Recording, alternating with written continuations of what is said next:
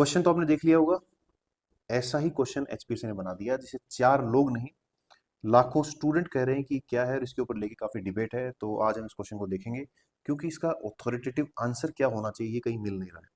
तो इसके लिए थोड़ी सी रिसर्च की गई और फिर पता किया कि इसके अंदर क्या आंसर होना चाहिए। इस क्वेश्चन को चैलेंज किया जा सकता है, बहुत ही एम्बिगुअस लैंग्वेज है और ये कॉपी पेस्टेड भी नहीं है किसी स्टेट पीसीएससी या यूपीएससी से। So this question is relating to doctrine of basic structure of the constitution in HPSC prelims, जिसकी आंसर की आ चुकी है और एचपीएससी ने कहा है कि हमारा आंसर है ओनली 3 स्टेटमेंट।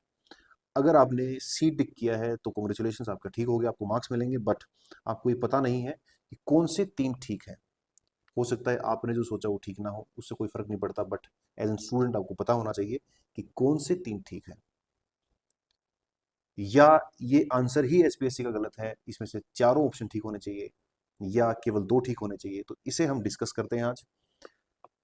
तो सबसे पहले स्टेटमेंट्स को पढ़ो। पहला statement, the doctrine of basic structure of the constitution was propounded in the Kesavananda Bharati case. Everybody knows that this statement is true कि 1973 24 April this Kesavananda Bharati case judgment was delivered by the Supreme Court, और इसमें supreme court ने कहा कि there is a basic structure of the constitution which cannot be amended. This is the fourth statement of this question. The Parliament of India is not empowered to alter the basic structure of the constitution. और supreme court ने Keshavananda Bharati judgement के अंदर, जो कि 700 page से ज्यादा का judgement है, और हमने इसे जजमेंट को देखा कि कहीं हमें ऐसा मिल जाए कि एग्जैक्टली ये लाइन लिखी हो, बट एग्जैक्टली नहीं लिखी हुई। इम्प्लिसिटली आप पता कर सकते हैं कि हाँ, सुप्रीम कोर्ट ने ऐसा कहा है।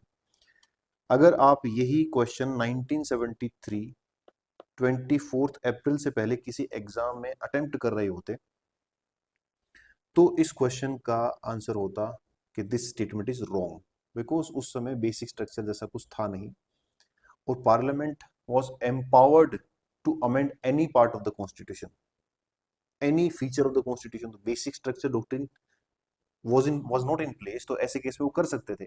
बट 24 अप्रैल 1973 के बाद ये स्टेटमेंट ट्रू है बिल्कुल, because this question was framed in the light of Kesavananda Bharati judgement.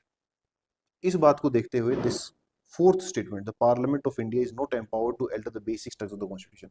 अब स्टूडेंट को इस वर्ड को लेके काफी कंफ्यूजन रहा कि एम्पावर्ड का मतलब क्या होता है, because if you see article 368, article 368 तो वहां लिखा हुआ है कि parliament can alter amend repeal any part of the constitution. तो जो कॉन्स्टिट्यूशन है उसके टेक्स्ट को देखें तो फिर ठीक है बात कि parliament is empowered as per article 368 of the constitution with the required majority, जो इसी आर्टिकल में दी गई है। बट इस क्वेश्चन को ओवरऑल अगर देखेंगे तो ओवरऑल क्वेश्चन को देखने के बाद लगता है कि केशवानंदा भारती जजमेंट की लाइट में क्वेश्चन पूछा गया है और इसी तरह से हमको इसका आंसर करना है। तो इसलिए जो फोर्थ स्टेटमेंट है वो ट्रू है। और अगर आप जजमेंट के कुछ स्नैपशॉट देखोगे तो यहाँ 700 पेज से ज्यादा का जजमेंट है, तो यहाँ ये 1483 नंबर जो पैरा है उसमें सुप्रीम कोर्ट ने ऐसा कुछ कहा है that it has not been disputed during the course of argument that the power of amendment under article 368 does not carry within itself the power to repeal the entire constitution। 368 में लिखा तो है कि वो कुछ भी कर सकते हैं, बट इसका मतलब ये नहीं कि पूरे कॉन्स्टिट्यूशन को ही खत्म कर दें, कि पूरे कॉन्स्टिट्यूशन को ही रिपील कर दें और replace it by the new constitution. तो it means there is something called basic structure of the constitution, वो चेंज नहीं होगा।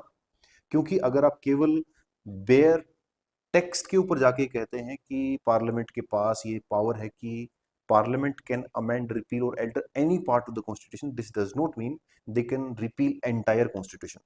उसके बाद सुप्रीम कोर्ट ने समझाया कि that Indian constitution is a living constitution, but just as living organic system like human body, various organs develop and decay। बहुत सारे organs develop होते हैं, decay होते हैं, yet the basic structure और pattern of the body remains the same।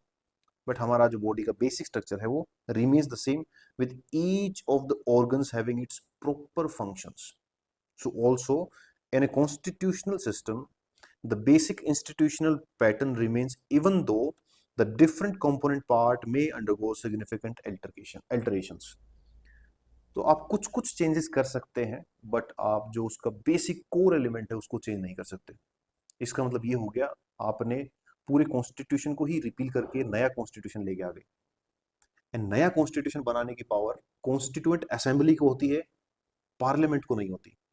Parliament के पास power होती है अमेंड करने की और लेजिस्लेट करने की। Parliament is there to legislate and amend the constitution, अगर उनके पास रिक्वायर्ड मेजोरिटी है तो। बट कॉन्स्टिट्यूएंट जो पावर है वो कॉन्स्टिट्यूएंट असेंबली के पास थी और उन्होंने फ्रेश कॉन्स्टिट्यूशन बना दिया। अब पार्लियामेंट चाहे कि मैं बिल्कुल एंटायरली नया कॉन्स्टिट्यूशन बनाऊं तो वो नहीं हो सकता। सो this is why this statement fourth is true. तो यहां से पहला स्टेटमेंट और फोर्थ स्टेटमेंट ठीक है। दूसरी बात आती है right to property is not a part of basic structure of the constitution. आपको ध्यान होगा केशवानंद भारती जजमेंट इसीलिए था, उसका बेसिक पर्पस ये था कि 29th कॉन्स्टिट्यूशनल अमेंडमेंट एक्ट को चैलेंज किया गया था और उसमें डिस्प्यूट था जमीन को लेके, राइट टू प्रॉपर्टी। तो राइट टू प्रॉपर्टी के बारे में ऑब्वियसली सुप्रीम कोर्ट ने इस जजमेंट में कहा और इसी जजमेंट के एक पार्ट में लिखा हुआ है कि that this is not a part of basic structure of the constitution. तो यहां अगर आप देखेंगे जजमेंट को तो पैरा नंबर 1539 के अंदर सुप्रीम कोर्ट में कहा गया whether the right to property can be said to pertain to the basic structure or framework of the constitution, the answer is plainly be the negative. Answer क्या होगा? Negative. This is not a part of basic structure of the constitution. तो पहला तो हो गया कि Keshavananda Bharati judgement को आप पढ़ेंगे तो वहां पाएंगे कि बताया गया है कि right to property is not a part of basic structure of the constitution. दूसरी बात, अगर आप एनसीईआरटी पढ़ते हैं, इंडियन कॉन्स्टिट्यूशन एट वर्क, तो वहां भी लिखा गया है कि केशवानंद भारती जजमेंट के अंदर ही बताया कि right to property is not a part of the constitution. तीसरी बात, अगर आप कॉन्स्टिट्यूशन अभी देखते हैं तो उसमें article 300A is an article which provides for a right to property, which is a constitutional right, not a fundamental right after 1978 44th amendment of the constitution. तो ये जो बात है, इन सब बातों को देखते हुए आप कह सकते हैं कि right to property is not a part of basic structure of the constitution. तो यहां से ये भी स्टेटमेंट ठीक हो गया हमारा। अब उसके बाद लास्ट जो स्टेटमेंट है इसके ऊपर काफी डिबेट है, that only the Supreme Court and the High Court have the right to decide whether any matter is a part of basic structure of the Constitution. अब इस बात को समझने के लिए हमें थोड़ा सा बेसिक फाउंडेशन पॉलिटी का जो कॉन्स्टिट्यूशनल डायमेंशन है वो आपको आनी चाहिए, तब आप उन सारी बातों को कनेक्ट करके, connecting the dots, you will reach to a point where you will be able to decide whether this statement is true or not. तो ये जो स्टेटमेंट है कि the only supreme court and the high courts have the right to decide whether any matter is a part of basic structure of the constitution, ये Kesavananda Bharati judgement के 700 page में कहीं भी एक्सप्लिसिटली मेंशन नहीं है। तो सुप्रीम कोर्ट ने खुद ऐसा नहीं कहा कि हम और हाई कोर्ट ये दोनों ही डिसाइड करेंगे। इसके लिए मैं आपको 4-5 आर्ग्यूमेंट्स देना चाहता हूं, फिर आप खुद डिसाइड करिएगा कि ये स्टेटमेंट ठीक है कि नहीं। देखिए, सबसे पहली बात कि कॉन्स्टिट्यूशन का अथॉरिटेटिव इंटरप्रिटेशन कौन कर सकता है? then that when there is a substantial question of interpretation of the Constitution of India, then who is empowered to interpret the provision of the Constitution? Article 145 says that Supreme Court of India shall have the power to interpret the Constitution of India. अगर कोई ऐसा question आता है, substantive question of to the interpretation of the Constitution of India, तो उसके लिए एक constitutional bench होगी, मतलब 5 जजेस से ज्यादा की बेंच होगी, 5 या 5 से ज्यादा की बेंच होगी और वो डिसाइड करेंगे कि कॉन्स्टिट्यूशन के किसी प्रोविजन का मतलब क्या होता है। दूसरी बात, उसी में लिखा हुआ है कि जब प्रेसिडेंट से कोई क्वेश्चन सुप्रीम कोर्ट के पास आता है, जैसे अभी गवर्नर के टाइम आया, तो ऐसे क्वेश्चन को आंसर करने के लिए भी कॉन्स्टिट्यूशनल बेंच ही बैठेगी। तो यहां से ये जो प्रोविजन है ये केवल सुप्रीम कोर्ट को दिया गया है कॉन्स्टिट्यूशन के अंदर 145। दूसरी बात, अगर आप देखेंगे article 141, article 141 says that the law declared by the Supreme Court shall be applicable on all the high courts of India, all the courts of India, मतलब including high court, subordinate court, सबके ऊपर apply होता है। तो अगर supreme court ने declare कर दिया कि ये basic structure of the constitution है and the parliament can not amend this constitution, this basic structure of the constitution, तो ये बात लागू होती है सभी हाई कोर्ट पे। But high court do not have such power. कि वो एक ऐसा लॉ डिक्लेयर कर दें जो पूरी इंडिया में लागू होता हो, with in the territory of India, all courts पे लागू होता हो, बिकॉज ये पावर किसको दी गई? केवल सुप्रीम कोर्ट को। High courts are bound by supreme court's precedents, supreme court's precedents, because अगर आपको याद हो तो दो केस हैं इंपॉर्टेंट, एल चंद्र कुमार और संपत कुमार। ये जो केस है, these cases were related to the power of review of high court, article 226 and 227। जब सेंट्रल एडमिनिस्ट्रेटिव ट्रिब्यूनल्स बनाए गए तो उस एक्ट के अंदर, जो पार्लियामेंट का एक्ट था 1985 का, उसमें बताया गया कि ट्रिब्यूनल्स का जो अपील होगा that will lie directly to the supreme court, they bypassed high court. तो जो हाई कोर्ट्स की पावर है उसके लिए भी सुप्रीम कोर्ट ने कहा कि this is a part of basic structure of the constitution, this is a part of basic structure of the constitution. Judicial review जो पावर है हाई कोर्ट्स की, वो किसका पार्ट है? Basic structure of the constitution. 226 and 227 को भी declare किसने किया? सुप्रीम कोर्ट ने।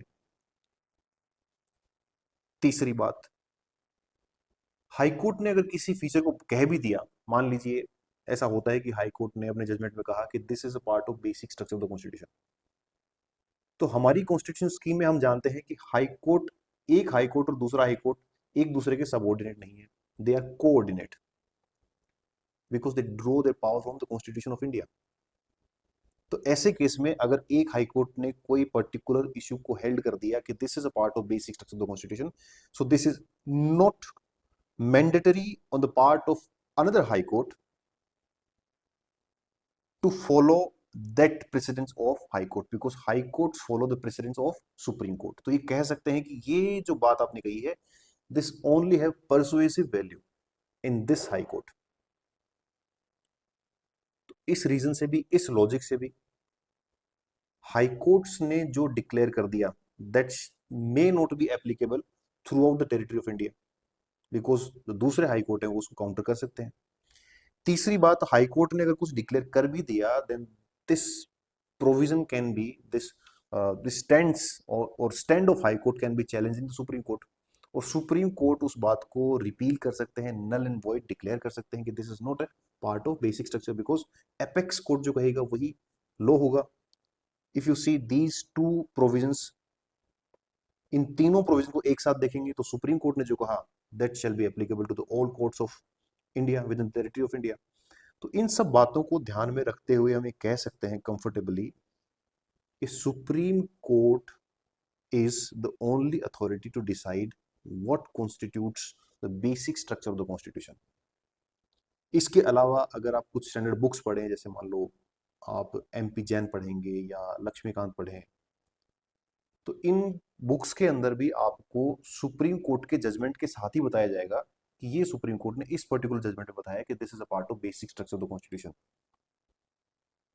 हाँ, अगर हाई कोर्ट कुछ बात कह भी देते हैं तो it is not a restriction upon the high court that they cannot say that this is a part of basic structure of the constitution। बहुत सारे जजमेंट में हाई कोर्ट्स भी कहते हैं ऐसा, बट वो कब कहते हैं? जब सुप्रीम कोर्ट ने ऑलरेडी ऐसा बोल दिया हो। तो they cite supreme court's orders. So this is why I believe that this statement is wrong। Only the Supreme Court and High Courts have the right to decide whether any matter is a part of basic structure of the Constitution। Exactly तो ये line कहीं भी देखने को नहीं मिली, Keshavananda Bharati judgement में भी नहीं मिली, उसके बाद भी नहीं हुआ। सो यहां से जो तीन स्टेटमेंट सही हैं उसमें से ये तीनों स्टेटमेंट ठीक है, and this statement is wrong. अब एक और पार्टी है, वो कहते हैं कि ये जो स्टेटमेंट है ये भी रॉन्ग है, ये जो स्टेटमेंट है ये भी रॉन्ग है, the parliament of India is not empowered.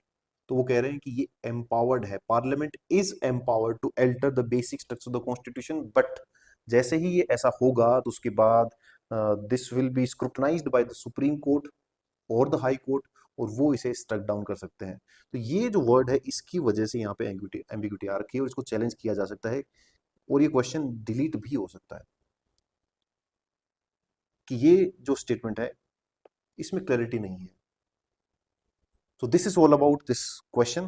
तो हम अभी तो ये कह सकते हैं कि मेरे हिसाब से तो आंसर क्या है, ये ओनली 3 स्टेटमेंट ठीक है, और इसमें से ये वाला जो स्टेटमेंट है ये रॉन्ग है। आपने देख लिया क्यों रॉन्ग है, और ये सही है because of Kesavananda Bharati judgement.